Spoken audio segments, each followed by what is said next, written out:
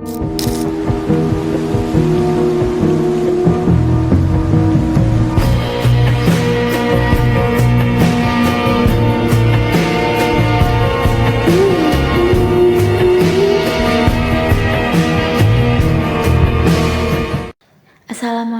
warahmatullahi wabarakatuh.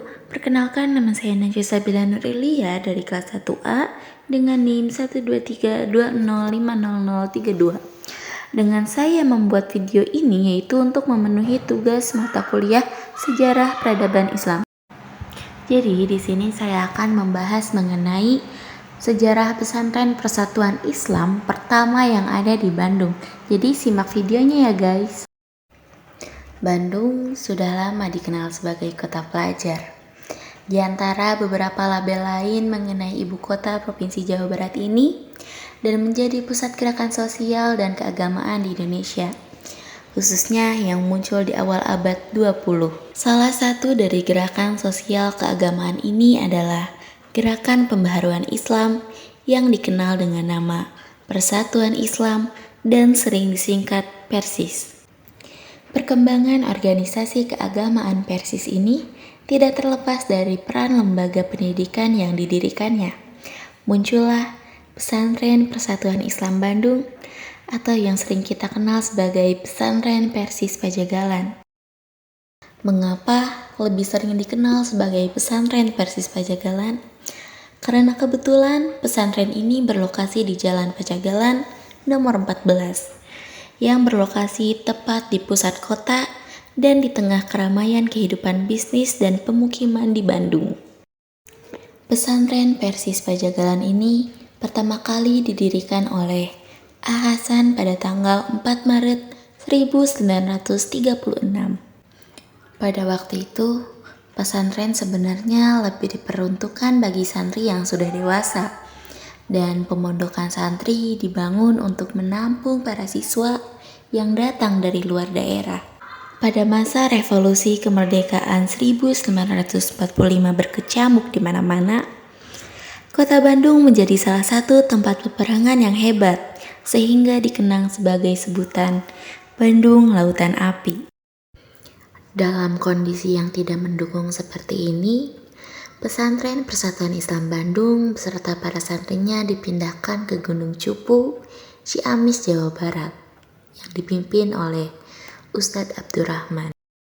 Namun, ketika suasana di Bandung berangsur pulih atas inisiatif Kiai Haji M.I. Sudibja, Pesantren Persatuan Islam kembali dibuka, dan kali ini berlokasi di Jalan Khalifah Apo yang sekarang dikenal sebagai Asrama Putri. Seiring dengan perkembangannya yang makin pesat, pada tahun 1950, Pesantren Persis membuka sekolah madrasah sanawiyah. Dari Khalifah Apo, pesantren dipindahkan lagi ke Jalan Pajagalan nomor 77. Beberapa tahun setelah itu, minat masyarakat untuk belajar agama di Pesantren Persatuan Islam semakin luas, sehingga menarik perhatian seorang simpatisan gerakan, yaitu Kiai Haji Anang Thoib, untuk mewakafkan sebidang tanah, awalnya berupa bangunan lumbung padi dan material untuk dijadikan pusat pendidikan Persatuan Islam.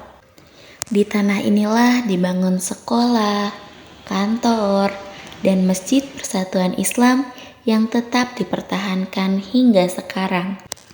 Untuk menunjang perkembangan dan kelestarian pesantren, maka pada tahun 1967 ini dibentuk yayasan yang disebut Yayasan Pesantren Persatuan Islam 12 Pajagalan Bandung yang diketuai oleh Bapak Haji Rustama. Kini Pesantren Persatuan Islam Bandung menyediakan pendidikan keagamaan yang boleh dibilang lengkap, mulai dari Raudatul Atfal yang biasa kita kenal dengan sebutan TK, lalu ada Ibtidaiyah yaitu SD, lalu ada Sanawiyah yaitu SMP, dan Mu'alimin yaitu SMA. Di Pesantren Persatuan Islam ini sudah menerapkan dua aspek penting dalam ajaran Islam, yaitu pendidikan dan dakwah. Misalnya, sejak tingkat sanawiyah, para santri sudah diperkenalkan dengan berbagai pelatihan dakwah, dan pengenalan metode-metode dakwah. Sering kali juga bagi para santri muda yang dianggap cakap terjun ke daerah-daerah untuk berdakwah. Selain itu, pesantren juga mengadakan diskusi yang membahas kitab-kitab tertentu. Sering juga diistilahkan sebagai bahsul kutub. Gagasan pengkaderan santri agar menjadi pendidik, dai, dan ulama yang baik membuat jemaah Persis terutama kalangan mudanya merasakan pentingnya pengalaman organisasi. Disesuaikan dengan tujuan pendidikan pesantren, maka didirikanlah sebuah organisasi yang bisa dijadikan wadah kegiatan-kegiatan santri intra pesantren.